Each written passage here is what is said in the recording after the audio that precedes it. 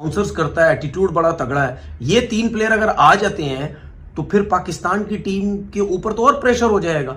वो टीम देखिए, एक टीम से अगर आप 2 दफा हार जाते हैं तो एक दो वजूहत तो बिल्कुल ही सामने आ जाती हैं। एक ये कि आप अपनी गलती से सीख नहीं रहे, और दूसरा ये कि दूसरी कि वो टॉस जीत के पहले बैटिंग करेगी, और ये ही इनका ब्रेनलेस जो है ना डिसीजन जो होते हैं, ये बिल्कुल समझ आते नहीं, कोई क्लू नहीं लगता है। सिर्फ मां सिवाय इसके कि हर अपने डिसीजन में पाकिस्तान क्रिकेट टीम कप्तान ये कोशिश करता है कि बैटिंग को सेव किया जाए, चाहे वो ओवर पे। इसलिए कि आप सब किंग कह रहे हैं, किंग बिल्कुल खत्म हो गया। अब ये मैं शर्ट पहन के आया हूं, ये देखिए अभी मैंने शर्ट फाड़ी है, किंग की शर्ट है ये। अच्छा, इसलिए आया हूं कि शायद आज फाइनल है, मुझे बड़ी उम्मीद थी कि शायद आज बाबर स्कोर करेगा। 29 रन स्कोर किया है ये। तो भाई फाइनली न्यूजीलैंड ने जो है ट्राई सीरीज ट्रॉफी अपने नाम कर ली है।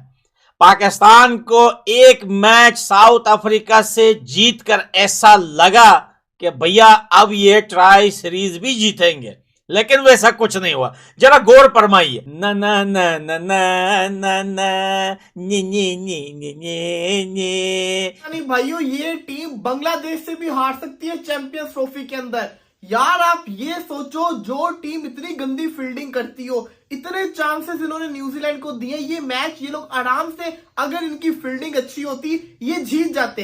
अब आप खुद सोचें, इतनी गंदी फील्डिंग के साथ कोई टीम टूर्नामेंट में जा सकती है? मुझे तो डर लग रहा है अभी से कहीं ये ना हो जाए। देखने थे ना, तो मैं ये बेशक अभी इसमें धूल मिट्टी लगी हुई है ना, ये चलता है, लेकिन मैं इसको तोड़ रहा हूं। मैंने नहीं मैच देखना आज के बाद इस घंटी टीम का।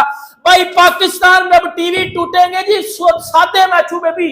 आगे इंडिया वर्सेस पाकिस्तान के मैच में टीवी टूटते थे ना, तो अब वैसे टीवी टूट रहे हैं। और न्यूजीलैंड हमें हमारे घर में घुस के पेल रहा है। हमारी बैटिंग चली ना ही हमारी बॉलिंग चली। इतनी फ्लॉप किस्म की बैटिंग रही, बॉलिंग रही, और इतनी इबरतनाक शिकस्त के साथ पाकिस्तान मैच हारा। अभी तो चैंपियन ट्रॉफी मैडम शुरू हो ही गए, तो ये हाल पाकिस्तानी क्रिकेट टीम का हो गया। एक तरफ हमने होती हैं और फिर दोबारा औकात नज़र आ जाती है सामने, लूप होल नज़र आ जाते हैं। आप शुक्रिया अदा करें कि इंडिया चैंपियंस ट्रॉफी में पाकिस्तान नहीं आ रहा, वरना आपको किसने बचाना है? खुशदिल शाह ने बचाना इन विकेटों पे, या फहीम अशरफ? वो फहीम अशरफ जिसको 2 ओवर डालने के बाद कप्तान ने कॉन्फिडेंस ही नहीं दिखाया कि आ फहीम हमें बचा ले। आज करता ना फहीम 10 ओवर का पूरा स्पेल। फास्ट बॉलिंग ऑलराउंडर है भाई। उसकी 9 लगा दी, वो आज फाइनल में 250 नहीं कर सकी। आप बहुत ओवर डिपेंडेंट हुए थे अपने स्पिनर्स के ऊपर। तो फिर सवाल ये पैदा होता है कि भैया आपने जब टॉस जीतकर पहले बैटिंग की थी, यू शुड हैव नोन कि एक तो पिच कैसी है। आपने मेरा ख्याल है पिच कोई नहीं रीड की, क्योंकि बॉल तो स्पिन हुआ ही नहीं। तो फिर आप से 30% अपनी क्रिकेट को ऊपर लेके जाना है अगर चैंपियंस ट्रॉफी में कुछ नाम कमाना है। मुश्किल हालात इस वक्त इसलिए बन गए हैं कि ये जो पिच थी, ये साजगार थी पाकिस्तान की। जिस तरह से स्ट्रैटेजी बनती है होम कंडीशंस में, डबल पेस पिच थी, गेंद रुक भी रहा था, स्पिन भी हो रहा था, और पहले तो वो तो खेल ही दुबई के अंदर रही होगी, तो कैसे टैकल करोगे यार? ऐसी फ्लैट पिचेस पे आपके पास जेन्युइन स्पिनर्स ही नहीं है, तो कैसे आप ऐसी टीमों को पकड़ोगे यार? मुझे तो नहीं समझ आती क्या सोच के टीम बनाई हुई है, क्या करना चाह रहे हैं क्या। हाँ ठीक है, किस्मत पे छोड़ना तो छोड़ते रहो, जो किस्मत में होता वो आपको तो पता नहीं होता, क्या पता कुछ अच्छा ही हो जाए। लेकिन फिलहाल जो हमें नजर आ रहा है, जो हमारी टीम हमें नजर आ रही है, वो तो कुछ भी नहीं है, कुछ भी नहीं है। वो फाइट करके मैच हारते ना तो समझ भी आती। एक चीज और मैं बता दूं कि रिजवान ने अगर टॉस जीत के बैटिंग की है ना ऐसी पिच के ऊपर, तो उसका मतलब ये होता है कि आपकी जो बैटिंग लाइनअप है वो बड़ी फॉर्म में है, बहुत टॉप की परफॉर्म कर रही है, पहले नंबर से लेकर 5वें नंबर तक, जिसकी वजह से आप ये सोचते कि चले यार अब हम जो है 0/0 है। तो तुमने अपने कामयाब कप्तान को, जिसको उसकी बैटिंग एवरेज की वजह से ड्रॉप किया गया था, सरफराज को, हाँ बैटिंग एवरेज, सही कह रहे हैं आप। उस वक्त पाकिस्तान से कोई ना बोला। हाँ उस वक्त नहीं बोला, तो इस घंटे के लिए कौन बोलेगा? कोई नहीं बोलेगा। भाई अल्लाह की लाठी बेआवाज होती है, हाँ हाँ वो बरसती है तो नजर नहीं आती, इसीलिए इसके मुंह से निकला मुझे किंग ना बोला जाए। हाँ नहीं किंग आपको बोल रहे हैं हम, आप 6000 रन। अबे घंटे का किंग बोलेगा किस बात पे? अबे आज तेरे तो 50 नहीं लगे, लालच नहीं है इस बात भाई पे। डैरिल मिचेल ने रना बॉल इनिंग खेली, अगर आपकी ऐसी रना बॉल इनिंग होती तो पाकिस्तान आखिर तक लड़ाई कर लेता 60 रन की। भाई अगर पाकिस्तान 270 वाले जोन में जाता, जा नहीं सकते थे, हमें तो मालूम था पिच देखकर, हम तो इसलिए कट लिए भाई। मैं तो अपना बता रहा हूँ, मैं तो दिल्ली हुआ तू तो पहला शो करने का यार। मैंने ये हमने कहा बेकार है ये स्लोअर साइड पे विकेट, हालांकि टीआरपी थी नहीं थी, ये बता दो मुझे। टीआरपी थी ना कि पाकिस्तान, देखो पिच विच तो बहुत हसास लोगों को पता होती है कि कौन सी विकेट है उस पे कैसे होगा। देखो बच्चों के लेकिन जो है कहने की बात है कि क्या आप लोगों को देखकर पूरे टूर्नामेंट का मिजाज आज बजानी नहीं पड़ती इनकी?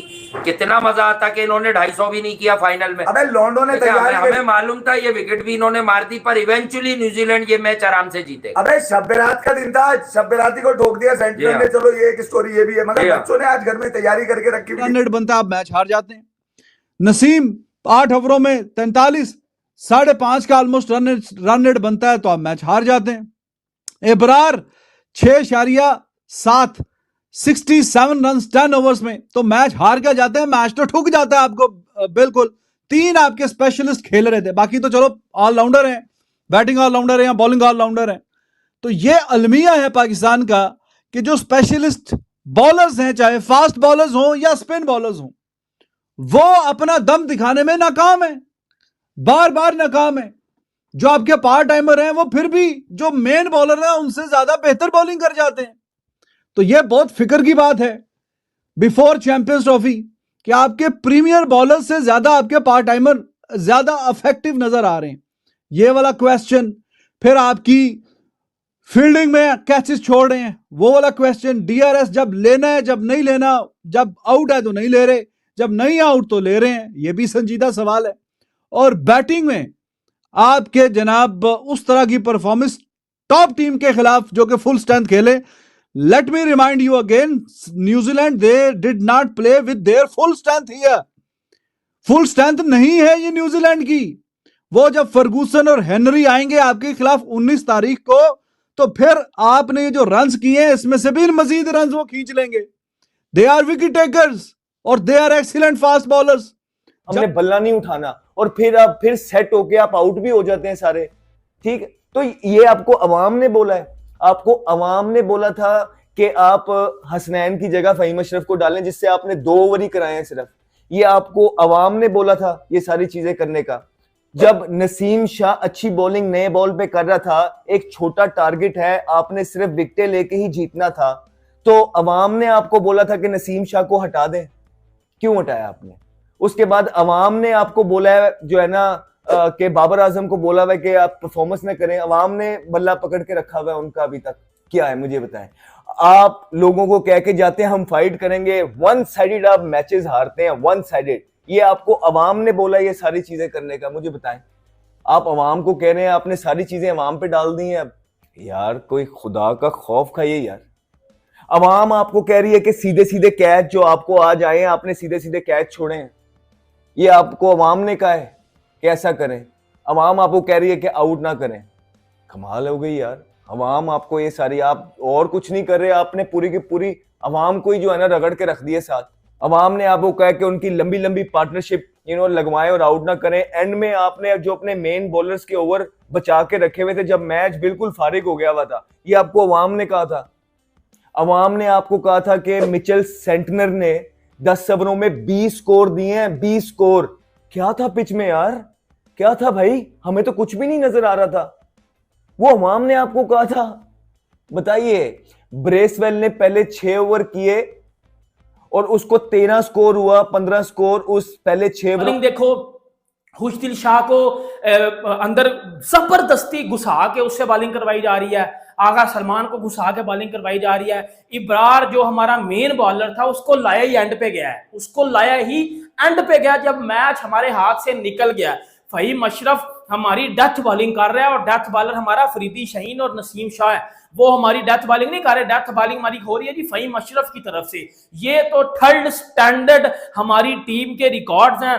और भाई इंडिया जो इंग्लैंड को तीनों वनडे में ऑल आउट भी करके गया और वन साइडेड मैच भी मार के गया, उनकी बैटिंग 100% टिक है, उनकी बॉलिंग 100% टिक जा रही है, उनकी परफॉर्मेंस 100% टिक है। और मैं आपको पहले बता रहा हूं, अगर 23 फरवरी को इंडिया की पहले बॉलिंग आ गई तो हम 150 पे आउट है, यानी उनकी पहले बैटिंग आ गई तो हमें कम से कम 400-450 रन पड़ेंगे। और इस हवाब में मत रहिएगा कि शाहीन अफरीदी आएगा, बॉल करेगा, रोहित शर्मा बोल्ड उत्तर शाहीन अफरीदी को ना पकड़ के 330 रन 350 रन हम पे मार गए थे और उसको चेस करके हम समझे हम चैंपियंस ट्रॉफी की कलाएं खोल देंगे, धागे खोल देंगे, हम हर टीम से आगे निकल जाएंगे, हम चैंपियंस ट्रॉफी जीत जाएंगे। बातें करने से अगर भाई साहब दुनिया में कुछ होता ना तो सबसे ज्यादा महल दुनिया में हम नहीं बनाए होते, क्योंकि बातें हम इतनी करते हैं, काम हमारे निल बटा निल होते हैं।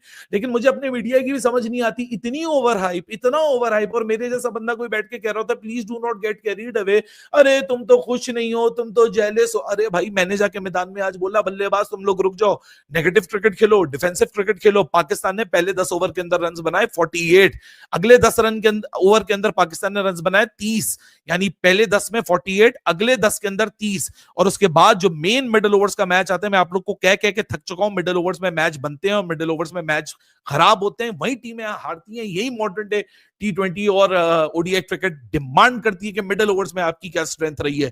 पाकिस्तान की बैटिंग में आज मिडिल ओवर्स में पाकिस्तान ने 20 ओवर के अंदर 130 रन